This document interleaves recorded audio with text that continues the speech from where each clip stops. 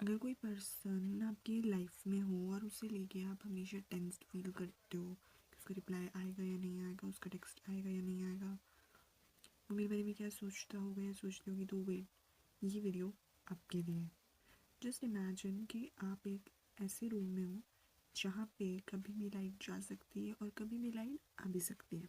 Okay, now problem light की नहीं है, प्रॉब्लम ये है कि उस रूम में हुआ जिसमें कभी भी अंधेरा हो सकता है। अगर हम इसी चीज़ को, ये इस फॉर्मूले को यहाँ पे लेके जाएं कि जिस पर्सन के साथ आप हो उसके साथ आप इनसिक्योर फील करते हो, टेंस्ड फील करते हो, वरीज फील करते हो, मुझे ये सोचते हो कि उसका रिप्लाई आएगा या नहीं आएगा, तो स्टॉप, आपको ये बात सुन के जानी चाहिए। अभी भी हम ऐसे पर्सन के साथ होते हैं ना, तो ये होता है कि हमें अपने पे डाउट होने लगता है, हम ना क्वेश्चंस खुद से ही पूछने लग जाते हैं। हमें लगता है हम ही गलत हैं, हमें लगता है हमने ज़्यादा मांगा है या हम ज़्यादा एक्सपेक्ट कर रहे हैं या हम ज़्यादा उन चीज़ों की डिमांड कर रहे हैं, है ना। हमें ये सब चीज़ें फील होने लग जाती हैं।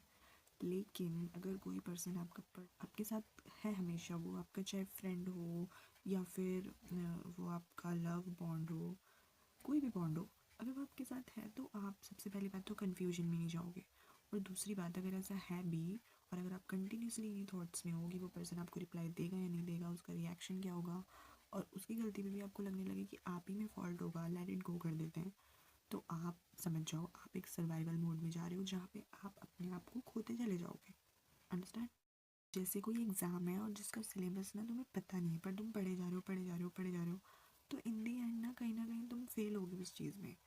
मेरी बात को समझना ध्यान से, मैं तुम्हें यहाँ पे कोई ज्ञान वाली बात बताने नहीं आई हूँ, it's my personal experience, based on my personal experiences.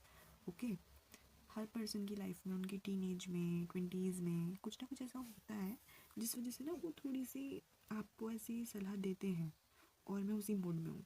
तो अगर आप टीनेजर हैं या एडल्ट भी हैं, ट्वेंटीज़ में भी हैं लाइक मी, तो आपको ये बात याद रखनी होगी कि आपके अलावा आपका सबसे बेस्ट सपोर्टर कोई नहीं होगा। ओके, और दूसरी चीज़ ये है कि अगर आप ऐसे लोगों से सराउंडेड हो, है ना, कि जो आपको हमेशा इनसिक्योर फील कराते हैं, क्योंकि पहली बात देखो, जो पर्सन आपका है वो आपको कन्फ्यूजन में डालेगा नहीं, आपको टेंशन में नहीं डालेगा। ओके, तो आप इतने वरी हो ही क्यों? तो थोड़ा सा सोचो इस बारे में रुक के, और इस पे एज मच एज पॉसिबल जितना जल्दी हो सके एक्शन लो, ताकि आपका टाइम भी बचे, एनर्जी भी बचे, और आप उस एनर्जी को अपने कैरियर में, जॉब में, पैशन में लगा सको। मैं बस आपको ये लिटिल रिमाइंडर देना चाहती हूँ कि आप ऐसे अकेले पर्सन नहीं हो, कि आप ऐसे लोगों के साथ सर्वाइव कर रहे हो, ऐसे सबके साथ होता है।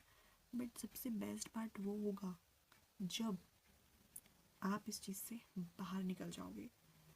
वैसे कुछ लोगों को समझ तब आता है जब उन्हें हादसे हो जाते हैं उनके साथ, जैसे मेरे साथ, लेकिन कुछ समझदार भी होते हैं, अच्छे बच्चे, जो पहले समझ जाते हैं, चीज़ों से सीख जाते हैं। तो अगर आप भी ऐसे लोगों से सराउंडेड हो ना, तो प्लीज़ ऐसे लोगों को लेट इट गो वाली फीलिंग, लेट इट गो वाले जोन में डाल दो, ताकि आपका टाइम भी बचे, एनर्जी भी बचे, और आप ऐसी अच्छी अच्छी एनर्जी खाना बनाने में लगाओ, कुकिंग में लगाओ, बेकिंग में लगाओ, रीडिंग में लगाओ, अपनी अच्छी अच्छी क्लैरिटी मांग रहे हो, तुम कुछ गलत नहीं कर रहे हो, ये तुम्हारा बेसिक राइट है। ओके, एंड याद रखना, जो चीज़ तुम्हें कंफ्यूज कर रही है, ठीक है, या जिस चीज़ को लेकर तुम्हारे मन में डाउट आ रहा है, वो तुम्हारा कभी हो ही नहीं सकता। चाहे वो तुम्हारा करियर है, या फिर वो कोई बॉन्ड है, या फिर वो कोई फ्रेंडशिप वाला बॉन्ड है। ओके, एंड हाँ, ignore my this, I think ये मुझे इन्फेक्शन हो गया है, बट लेट्स सी कब तक ठीक होता है। मिलते हैं नेक्स्ट वीडियो में। और ये कोई भी ज्ञान वाली बात नहीं थी, it's just a little reminder to all of you. Bye bye and take care.